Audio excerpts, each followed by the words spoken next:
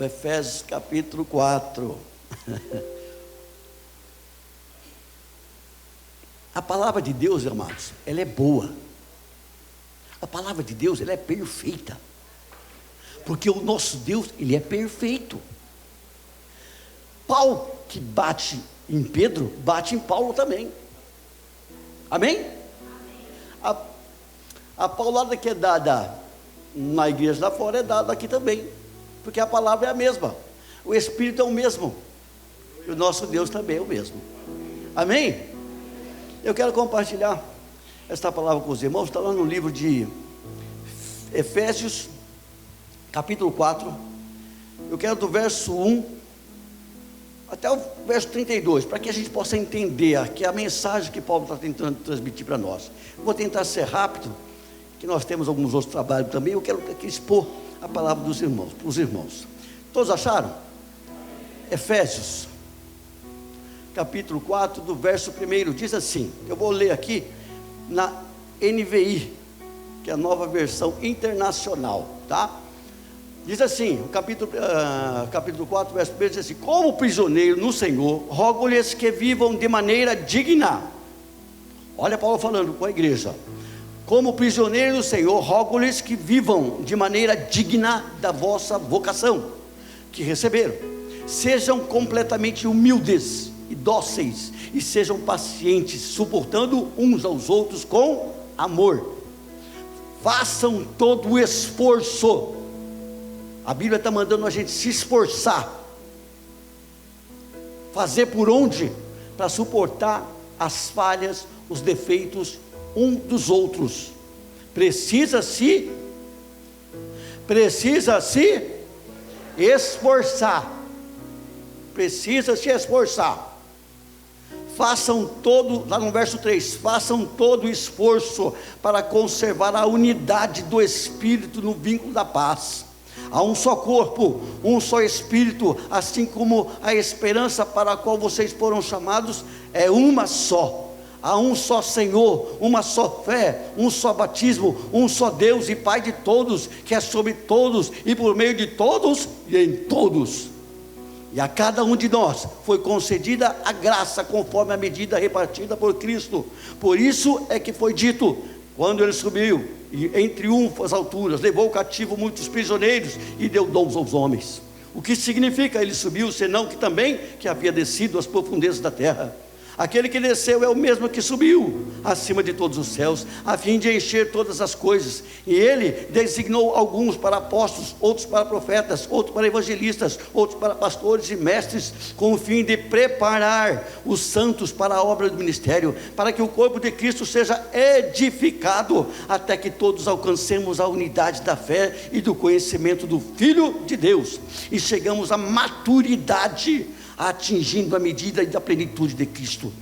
O propósito é que não sejamos mais como crianças, levados de um lado para outro pelas ondas, nem jogado para cá e nem para lá por todo o vento de doutrina e pelas astúcias e esperteza de homens que induzem ao erro. Antes, seguindo a verdade em amor, crescemos em tudo naquele que é o cabeça, Cristo. Dele todo o corpo, ajustado e unido pelo auxílio de todas as juntas, cresce e edifica-se a si mesmo em amor, na medida em que cada parte realiza a sua função. A igreja é um corpo, e o corpo tem membros, e cada um tem que realizar a sua função. Pensa você, se teu estômago parar de funcionar, ele é membro do teu corpo, o que vai acontecer com o corpo? Pensa você, se costurarem a tua boca, e você ficar sem tua boca, o que você vai ser? Tem gente que vai dar graça a Deus, porque você fala para... Cada membro no corpo tem uma função, e se esse membro do corpo para de funcionar, todo o corpo padece, todo o corpo sofre. Então, na medida em que cada parte realiza a sua função. Verso 17: assim eu lhes digo, e no Senhor insisto, que não vivam mais como os gentios, que vivem na unidade, na inutilidade dos seus pensamentos. Eles estão obscurecidos no entendimento e separados da vida de Deus por causa da ignorância em que estão, devido ao endurecimento do seu coração. Tendo perdido toda a sensibilidade, eles se entregaram às depravações, cometendo com avidez toda espécie de impureza. Todavia, não foi isto que vocês aprenderam de Cristo, se de fato vocês ouviram falar dele, e nele foram ensinados de acordo com a verdade que está em Jesus.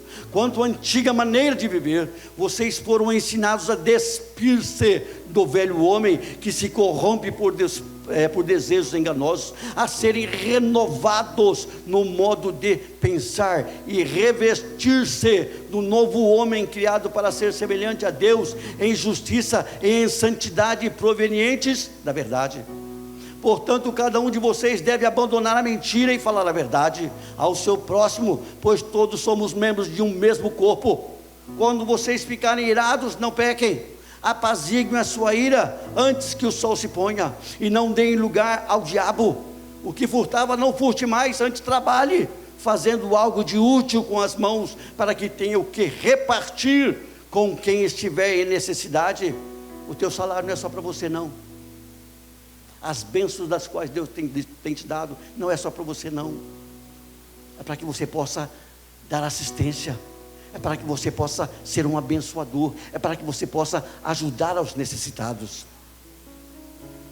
Verso 29, nenhuma palavra torpe sai da boca de vocês, mas apenas o que for útil para edificar os outros, conforme a necessidade, para que conceda graça aos que ouvem. Não entristeçam o Espírito Santo de Deus, com o qual vocês foram selados para o dia da redenção. Livrem-se de toda amargura, indignação, ira, gritaria, calúnia, bem como toda maldade. Sejam bondosos, compassivos uns para com os outros, perdoando-se mutuamente, assim como Deus os perdoou em Cristo Jesus. Amém, igreja? Espírito Santo de Deus, nós queremos te louvar e te adorar pela tua palavra. Que o Senhor, meu Pai, venha trazer luz a este texto, que o Senhor venha trazer luz ao nosso coração, que o Senhor venha trazer entendimento à nossa mente espiritual, Pai amado, e que nós, ó Pai, segundo a tua palavra, possamos crescer em unidade, porque fazemos parte desse corpo, fazemos parte do corpo, que é a igreja, do qual o cabeça deste corpo é Cristo. Pai Santo, que nós venhamos crescer no conhecimento da verdade, que nós venhamos entender o propósito do qual o Senhor nos chamou nesta vocação, chamado do qual o Senhor nos separou. Ajuda-nos, ó Pai, ensina-nos, ó Deus, orienta-nos, ó Pai amado. Assim nós oramos em nome de Jesus, amém. Amados, esta carta de Efésios, é uma carta que foi escrita por Paulo quando estava preso em Roma. Esta carta, ela não foi especificamente escrita somente para os filipenses, aliás, somente para os efésios, não, para a igreja de Éfeso. Ela foi escrita para toda a Ásia, e essa carta ela rodava em todas as igrejas, ou seja, essa carta é uma carta doutrinária, foi uma revelação. A carta de Efésios, Paulo chega a dizer que Deus me revelou os mistérios da antiguidade. Paulo teve uma revelação especial de Jesus, qual era o verdadeiro propósito da igreja. Paulo captou a ideia de Deus, Paulo entendeu o propósito de Deus para com a igreja, e ele faz essa simbologia, ele mostra a igreja como um corpo, do qual Cristo é o cabeça desse corpo, e através desse corpo, Deus manifesta o teu poder. Através desse corpo, Deus mostra o Evangelho, mostra a salvação, através desse corpo, esse corpo que se movimenta, esse corpo que não está parado, esse corpo que não está estático, esse corpo ele usa para apresentar o plano da sua salvação, e esse corpo é a igreja. Este corpo é a igreja, do qual o cabeça é Jesus Cristo. O propósito de Deus para com a igreja é fazer com que o nome dele seja conhecido, é fazer com que o evangelho seja pregado e a salvação seja anunciada. Uma vez Deus tentou com Israel fazer com que o nome dele fosse conhecido por toda a terra, fosse conhecido por todas as nações. Porém, Israel falhou no propósito do qual Deus havia colocado sobre aquela nação. Eles falharam no propósito. Veio o tempo da igreja, a dispensação da igreja, que é o nosso tempo, com o mesmo propósito, através do corpo, através deste corpo, que se chama igreja. Deus quer manifestar a sua glória. Deus quer se fazer conhecido, porque é na igreja que Ele ministra a sua palavra, é na igreja da qual Ele ministra a sua bênção, é na igreja que as pessoas se convertem, é na igreja que as pessoas recebem o pão que vem do céu. É na igreja que nós pedimos oração para sermos curados, é na igreja que nós pedimos para que Deus haja em meio à nossa vida, em meio à nossa família, é na igreja. Então essa igreja ela tem que andar de acordo com o cabeça, que é Cristo. A cabeça não pode estar separada do corpo. A cabeça tem um propósito bom, mas muitas vezes o corpo não vai corresponder. Muitas vezes o corpo não corresponde àquilo que a cabeça quer, àquilo que a cabeça manda. Paulo chega a dizer: aquilo que eu quero fazer eu não faço, e aquilo que eu não quero fazer, isso eu faço. Está onde? No campo das ideias. Você sabe que não pode fazer, mas você faz. Você sabe que não pode pecar, mas você peca. Você sabe o que você deve fazer, mas você não faz. Está no campo das ideias. A cabeça pensa de um jeito, o corpo age de forma diferente. Na igreja não pode ser assim. Quem manda é Deus. Quem governa a igreja é o Espírito Santo de Deus. Ele governa todas as coisas, e Ele, através do corpo, quer manifestar a glória de Deus. Agora, esse corpo tem um pequeno detalhe. Esse corpo não é o templo. Esse corpo não é a placa da igreja. Esse corpo não é uma denominação. Esse corpo, que é a igreja, é você. A igreja é você. Você é membro do corpo de Cristo, e você tem uma função no corpo de Cristo, que através desse membro, que através de você, existe uma função, existe um propósito, que é para o louvor do Senhor, que é para o louvor da glória dEle. Através da tua vida, Ele manifesta o poder dEle. Através da tua vida, Ele salva outras vidas. Quando você testemunha, quando você fala do amor de Deus. Ou seja, Paulo está falando que a igreja tem que andar de acordo com o corpo, que o corpo tem que andar conforme a cabeça. A cabeça mandou, o corpo obedece.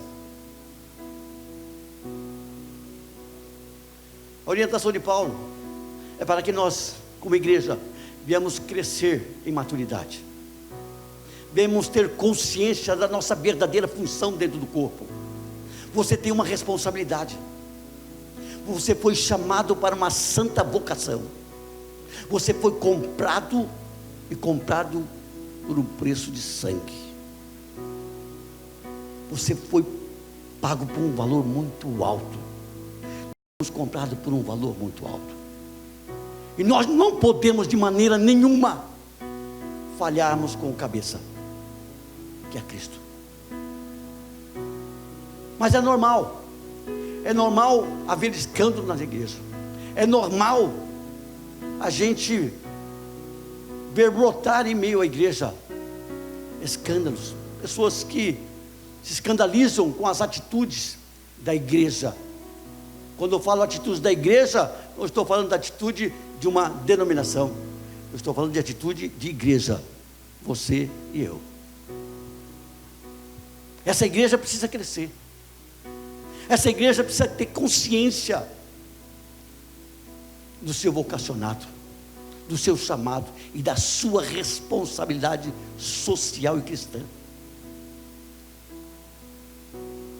Eu quero colocar aqui, amados, como tema dessa pregação, posicionamento do cristão. O posicionamento do cristão. Que nós, como igreja, devemos ter um posicionamento, devemos ter uma postura. Se nós verdadeiramente somos a igreja do Senhor Jesus, se nós verdadeiramente o conhecemos, nós devemos andar segundo a sua vontade, segundo aquilo que Ele deseja de nós, segundo aquilo que Ele espera de nós. Mas esse corpo ainda passa por uma transformação. Esse corpo ainda precisa ser modelado. Esse corpo ainda precisa ser estruturado. E Paulo chega a fazer uma proposta. No capítulo 4, ele faz uma proposta para a igreja, que é o corpo de Cristo, do quais nós estamos inseridos nesse corpo. Você está inserido no corpo, que é a igreja. Você está inserido no corpo, que é Jesus. E Paulo faz uma proposta para nós fazermos uma troca, nos revestirmos, ou, aliás, nos despirmos do velho homem e nos revestirmos do novo homem. Uma proposta: deixar os hábitos que escandaliza, os hábitos humanos, os hábitos dos quais nós tínhamos lá fora, do velho homem, porque hoje você está inserido no corpo que é Jesus. Como tal, você tem que agir. Como tal, você tem que testemunhar. Como tal, você tem que falar da verdade. Se nós somos o baluarte de Deus, se nós somos a igreja do Deus vivo, nós devemos colocar a nossa casa em ordem. Nós devemos mudar algumas coisas em nossas vidas. Despir-se e vestir-se. É necessário que nós venhamos nos desligar de algumas coisas, de alguns costumes e hábitos que nós trazemos lá de fora. Que quando nós nos convertemos, amados, quando nós passamos a conhecer Jesus, quando nós passamos para a igreja, começamos a fazer parte da igreja, a gente vem com tantos hábitos, a gente traz tantos costumes. Eu cheguei até a comentar, meu sogro, ele se converteu já com quase 60 anos, e ele tinha o hábito de falar Nossa Senhora, qualquer coisa, Nossa Senhora. É um hábito, costume, a vida inteira falando da Senhora. São hábitos que nós trazemos lá de fora. E Paulo fala para nós nos despirmos e nos revestirmos do novo homem. Você já ouviu essa expressão de alguém falar, isso é ser crente? Pessoas que não são crentes. Já viu? Já ouviu essa expressão? Se isso é ser crente, eu nunca quero ser crente na minha vida. E nós representamos a igreja do Senhor Jesus. As pessoas olham para você e esperam alguma coisa da parte de Deus.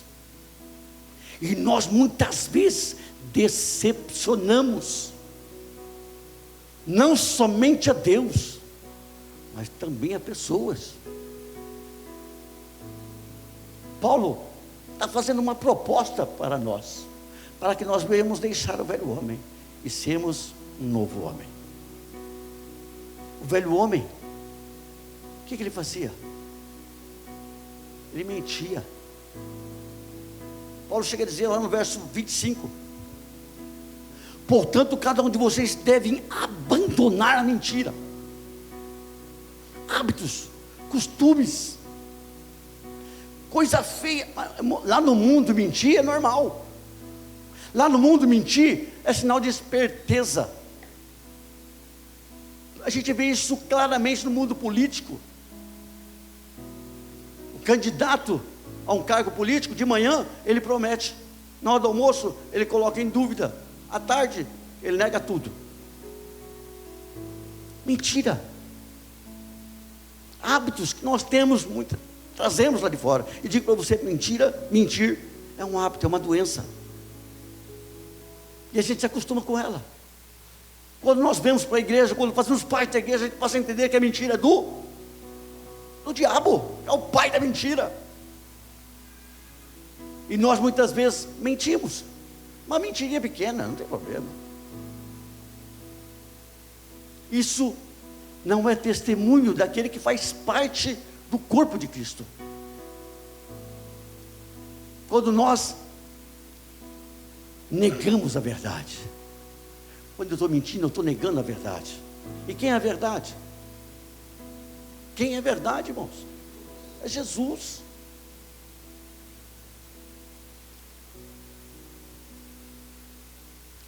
Quando eu olho para Jesus, eu vejo um homem radical, uma pessoa radical. Jesus sempre deixou bem claro, é sim, sim, e não, não. O que passar disso é procedência maligna. Muitas vezes a gente promete aquilo que a gente não pode cumprir, se compromete com algo que não cumpre. Coisa feia. Olha o testemunho como igreja você está dando. Mentira. Mulher que mente para o esposo que mente para a esposa.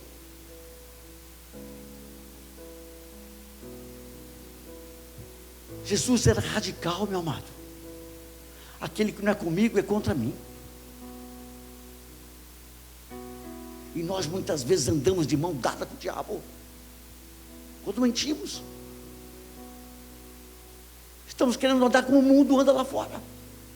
Não, você foi chamado para falar a verdade. Você foi chamado para falar das grandezas de Deus. Se você mente, quem vai acreditar em você? A igreja é o baluarte de Deus. Você é o baluarte de Deus. Você é a coroa de Deus. Ele te chamou para que você anuncie a verdade. Anuncie as boas novas. Tanta verdade que o mundo lá fora tem até um dia especial da mentira. Não tem? Ainda bem que não é no dia 18 de abril. É só no dia 1º, né? Que dia 18 de abril, nem vou falar para você. Irmãos, isso não condiz com a igreja. Paulo está colocando uma proposta para nós aqui, para que nós venhamos ter um posicionamento. Se não você não pode cumprir, não se comprometa. Se você não pode fazer, não faça, ou não diga que vai fazer. Não faça votos de tolo, para que você não venha se dar mal. Paulo está fazendo uma proposta para nós trocarmos aqui a mentira pela verdade. Deixem de falar a mentira e falem a verdade. Outra proposta que Paulo fala aqui para nós, como igreja, como corpo de igreja, como membro desse corpo, que nós devemos tocar a ira. Devemos tocar a ira, deixar a ira, não pecar. Diz lá no verso 26 e 27, quando vocês ficarem irados, não pequem. O que é a ira, amados? A ira é algo emocional, está na área das emoções, é algo momentâneo. O que dá na teia faz, o que bate na minha cabeça eu faço. Se eu fizesse tudo que passasse na minha cabeça, eu ia fazer bobagem, eu ia fazer besteira. Irai-vos, mas não pequeis. Irmão, você pode até pensar em falar, mas não fala. Guarda para você. Irai-vos, mas não pequeis. Tem hora que dá vontade de esganar o esposo, não dá? Quando você limpa a casa bonitinha, lá arruma aquele trabalhão todo lá, ele vem, suja toda a casa, lambão, né? O que a mulher tem vontade? Tem vontade. Tem ou não tem? E diga que vocês homens também não têm. Aquele momento que você tem vontade de... Irai-vos, mas não pequei. Porque depois que você tomou atitude, fica difícil para consertar. Mas enquanto está no campo das ideias, deixa rolar. Eu aprendi com um pastor antigo meu.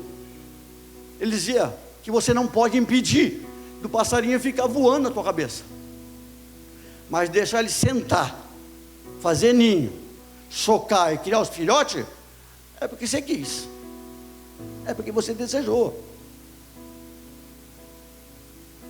Ah, pastor, eu fiz porque deu na teia, eu fiz mesmo. Está aí, agora sofre as consequências. Irai-vos, mas não pequeis. É que nem aquele crente, a qual um pastor, né? Qual a esposa chega a dizer que quer mudar para a igreja, quer vir para a igreja de cama, maricuia. Porque na igreja o pastor é uma benção, mas em casa, não é meu caso, que eu sou uma benção também. Aqui eu só não tenho chance. Irai-vos, mas não pequeis. Outra proposta que Paulo coloca para nós aqui, amados, como igreja, para que nós venhamos crescer, para que nós venhamos assumir a nossa responsabilidade, a nossa maturidade cristã, ao invés de roubar, trabalhar. Pastor, eu não roubo. Será? Sabe quando você está no teu trabalho lá, que você fica lá pesquisando no Facebook, o o Instagram, essas redes sociais, será que você está roubando teu patrão? Será? Você foi contratado para trabalhar. Você foi contratado com um propósito. Irmãos, eu vim de uma época que as empresas, quando você ia fazer uma ficha, hoje não se faz mais ficha, não sei, acho que não faz mais ficha, né? Na minha época você tinha de porta em porta levar a carteira, você dava a carteira para o guarda levava lá, e se fosse compatível, você era chamado para fazer uma ficha, e se fosse compatível, você era chamado para fazer uma entrevista. Se na entrevista você dissesse que você era cristão, que você era crente, a vaga era tua, a vaga era garantida. Por quê? Tinha uma visão do povo crente, do povo evangélico, o povo honesto, o povo trabalhador, o povo sincero, um povo sério. Hoje, se você falar que é cristão, você perdeu a vaga. Infelizmente, amados, isso é escândalo para Deus. Pastores que compram e não pagam. Estou falando da minha classe. Irmão, quando nós começamos a construir essa igreja aqui, eu comprava material aqui nos depósitos por aqui, ó. Mas eu nunca falei que era pastor, porque se eu falasse, era capaz de eu perder o crédito. Mas graças a Deus, a gente construiu essa igreja e nunca voltou um cheque sequer, amados. Nós nunca recebemos uma cobrança aqui no portão. Pelo menos eu não estava aqui para ver.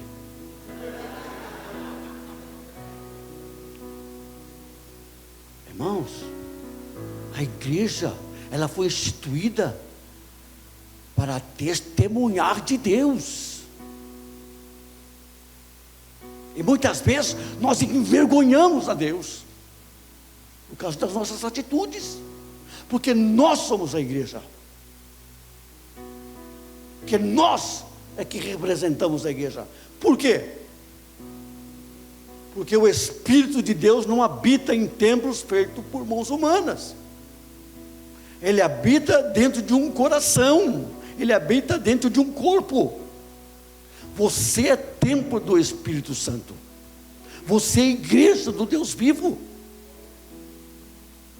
E nós fomos instituídos para que o nome do Senhor seja glorificado lá fora, para que o nome do Senhor seja conhecido lá fora, para que as pessoas vejam em nós uma luz, uma esperança, uma palavra de consolo, uma palavra de conforto, uma palavra de esperança. Igreja, você é a igreja do Senhor. Assuma a tua posição. Tenha uma postura.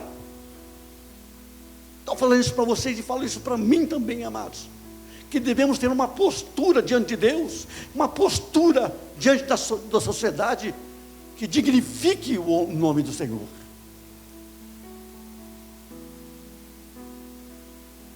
Paulo aqui, ele está fazendo uma proposta para a igreja. Lá no verso 29, nenhuma palavra torpe saia da boca de vocês, mas apenas aquilo que for útil para edificar. O que é palavra torpe? Eu aprendi que palavra torpe é peixe podre. Palavrão, né? Proparoxítona é palavrão. Paralelepípedo é palavrão. Não, peixe podre, amado, tem um cheiro de amônia, você não consegue nem respirar. Não saia da tua boca palavra peixe podre, que cheira peixe podre. Antes, palavra que edifique, palavra que console. Irmãos, a tua palavra tem poder. Irmão, nós cremos que Deus criou todas as coisas pelo poder da palavra. Tudo foi feito pelo poder da palavra. Deus não tocou em nada na criação. Não tocou em nada. Ele só dizia haja, e assim se fazia. O único da criação do qual ele tocou e amassou foi você e eu. Ele amassou o barro e fez o homem. Foi o único da criação. Tudo foi feito pelo poder da palavra. A tua palavra tem poder. A tua palavra tem poder. Olha o tamanho da tua responsabilidade. Fala para a tua mulher. Não aqui, pelo amor de Deus. Mas no momento você fala para a tua mulher. Nossa, mas que cabelo. Você está tudo de cebada. Você está cheirando alho. O que você vai produzir? Ira.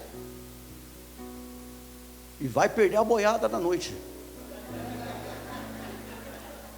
É ou não é? Tua palavra produziu algo.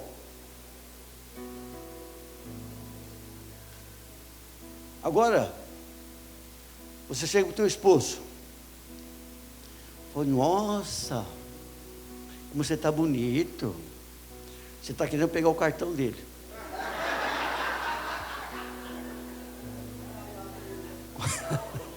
Com a tua palavra, você pode até conquistar, irmãos. A palavra tem poder na boca do crente, irmãos. Vocês dão risada, mas isso é verdade. A palavra tem poder. Quando nós oramos pelo enfermo, nós queremos que pelo poder da palavra ele é curado. Pelo poder da palavra ele é curado. O demônio, ele sai pelo poder da palavra no nome de Jesus. Poder da palavra.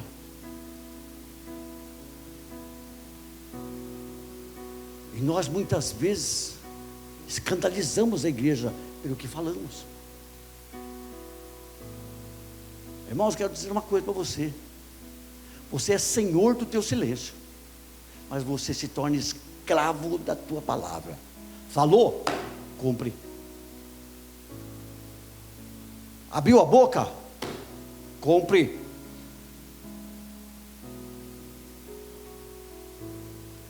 Para nós não pode ter sim, sim, amados, para nós não pode ter, dá, não dá, não posso, não sei, não, seja só uma sua palavra, sim, sim, não, não.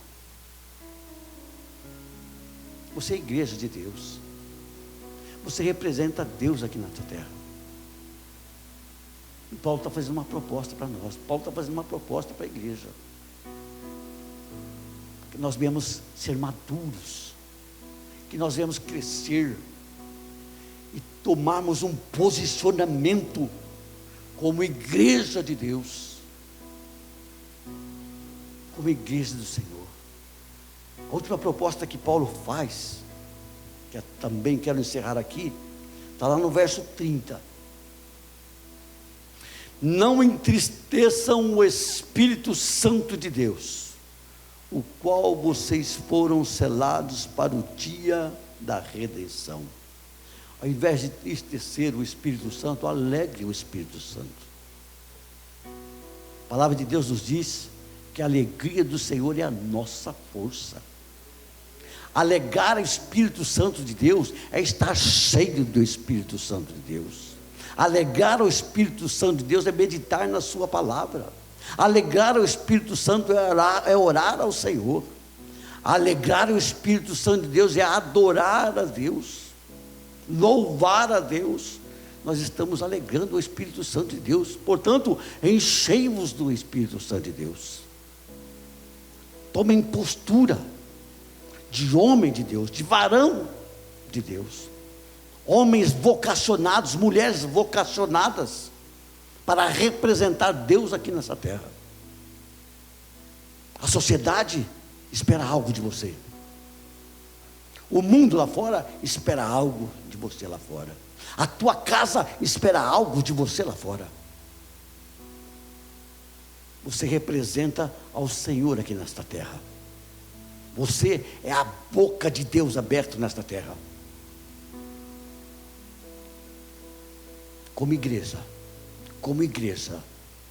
nós devemos ter um posicionamento, encararmos esta verdade, esta realidade, e deixarmos de ser meninos na fé,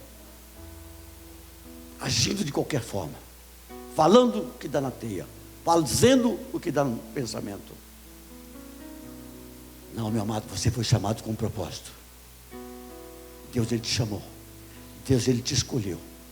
E nós devemos nos sentir privilegiados. Privilegiados, amados. O mundo lá fora, quanta gente tem lá fora, amados, que não conhece a Deus. Quanta gente está lá fora, porque um dia se escandalizou com a igreja. A responsabilidade é da igreja. A responsabilidade, nós temos a nossa parcela de responsabilidade como igreja. Que nós como igreja venhamos assumir essa responsabilidade. Venhamos tomar uma postura diante de Deus, da igreja, da família e da comunidade. E que o Senhor nos abençoe. Que o Senhor nos encoraje.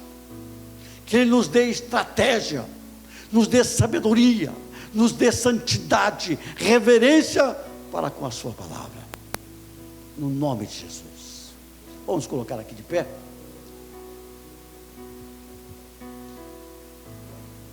Concluindo aqui, amados, não dê lugar para o diabo.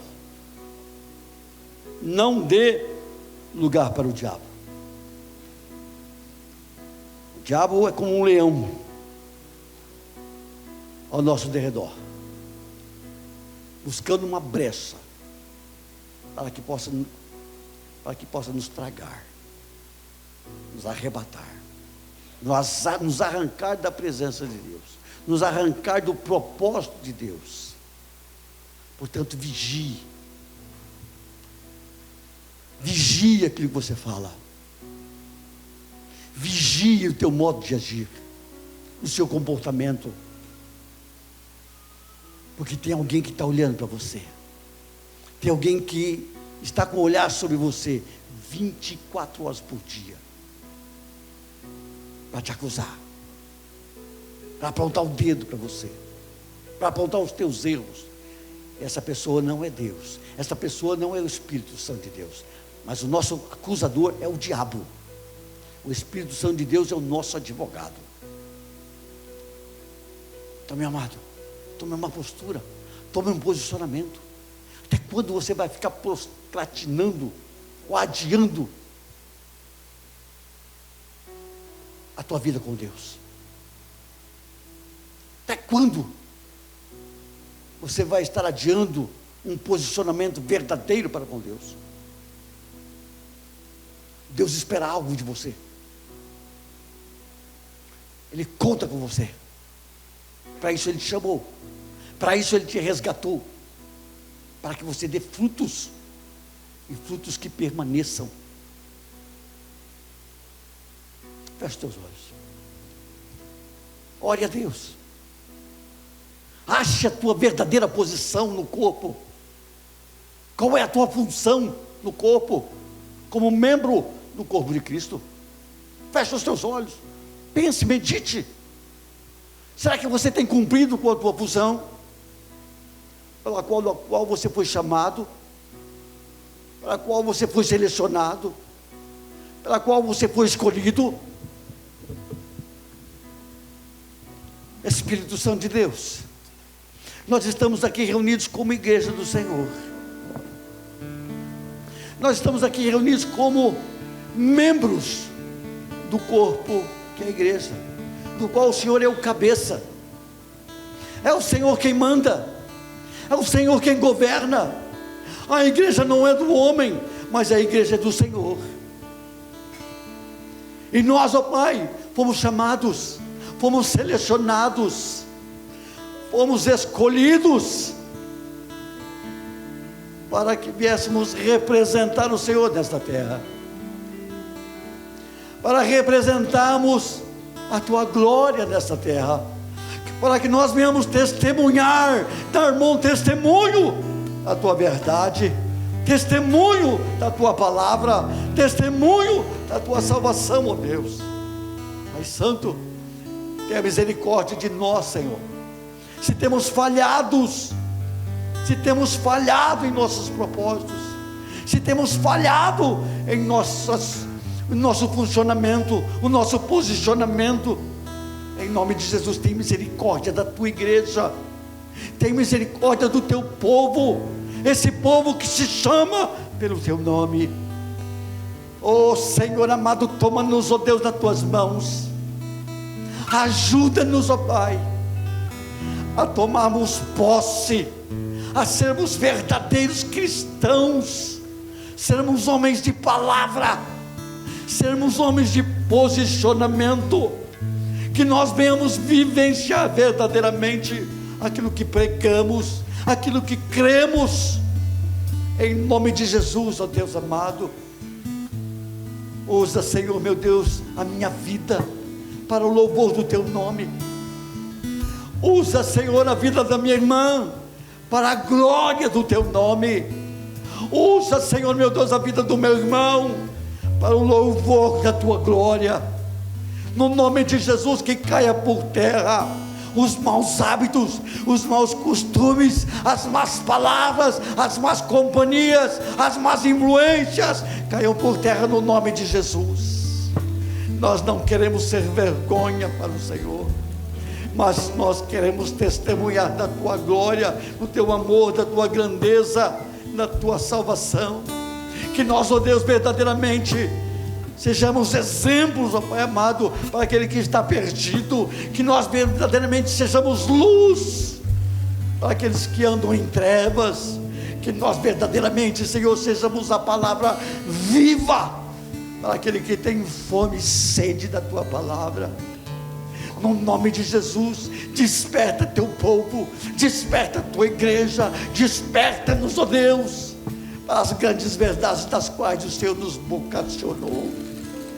Em nome de Jesus, ó Deus amado, sonda o nosso coração, arranca da nossa boca toda palavra torpe, arranca da nossa boca tudo aquilo que destrói, e ajuda-nos, ó Pai, a termos uma palavra de esperança, uma palavra de força, uma palavra que alegra, uma palavra que levanta, no nome de Jesus.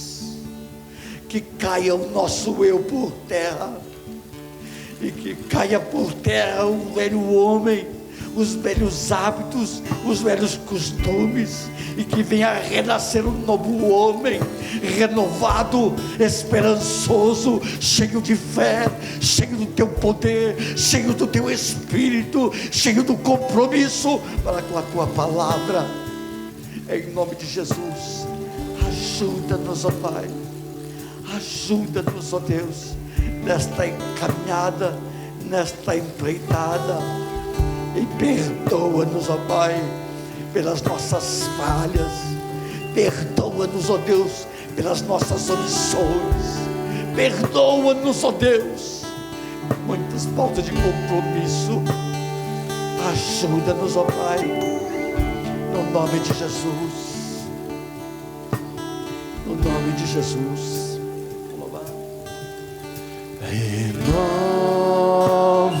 Renova-me, Senhor Jesus, já não quero ser igual.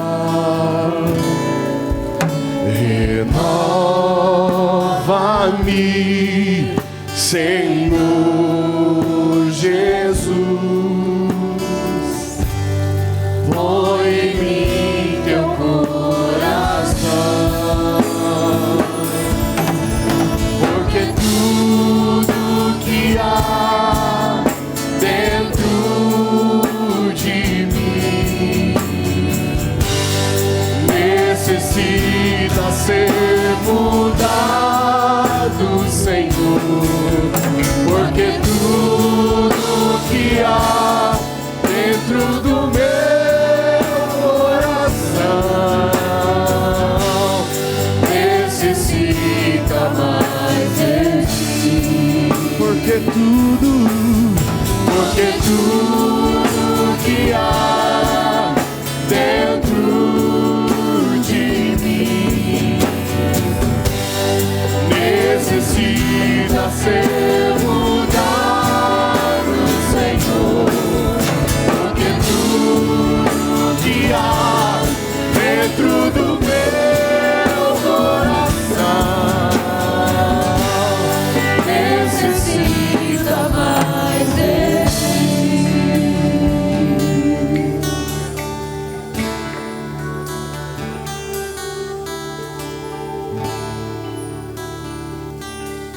Nós precisamos da renovação, amados. Nós precisamos passar pela renovação. Nós precisamos ter uma postura de Deus. Acabou o tempo de criança, acabou o tempo de meninice. Devemos crescer na presença do Senhor, termos uma postura de homem e de mulher de Deus, verdadeiramente assumirmos a responsabilidade da qual pesa sobre os nossos ombros. Que o Senhor nos ajude, que o Senhor nos dê graça, nos dê sabedoria, no nome de Jesus. Amém, igreja? Uma salva de palmas, Senhor Jesus. Glória a Deus.